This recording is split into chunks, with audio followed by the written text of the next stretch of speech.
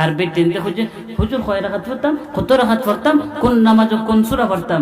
নাউজুবিল্লাহ, তুমি তো ভাইলা কই ফালতু বেডি। নবীজি মেরাজে গেছেন, মেরাজে যাওয়ার পরে মাত্র আনছে 5 ওয়াক্ত নামাজ। নবীজি বলেন আউয়ালু মা ইউহাসাবু বিহিল আবদু ইয়াউমাল কিয়ামাতিস সালাহ, হাশরের দিন সর্বপ্রথম বান্দা থেকে হিসাব নিবে নামাজের। তাহলে আমরা সবে মেরাজ উপলক্ষে পাইলাম 5 ওয়াক্ত নামাজ, এই নামাজটাই হলো সবে মেরাজের নামাজ। আর বেটিনতে হুজুর কয় রাকাত পড়তাম, কত রাকাত পড়তাম, কোন নামাজ কোন সূরা পড়তাম।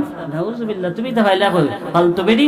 আসুন তো আমরা এই সবে মেরাজ থেকে যাওয়ার পরেই আমাদের সামনে শাবান মাস কালকে শুরু হবে।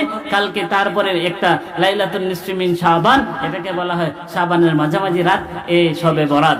এটাই নবীজি বলেছেন আহসুল হেলালা শাবান ই রমাদান, তোমরা শাবান মাসের চাঁদকে গণনা করে রাখো, যাতে করে নির্ভেজাল হয় রমজানটা পালন করতে।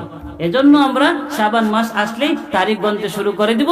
আল্লাহ যেন আমাদেরকে শাবান মাসের, নবীজি অধিকাংশ সময় রোজা রাখছে, আমাদেরকে যেন রোজা রাখার তৌফিক দান করেন, আমিন।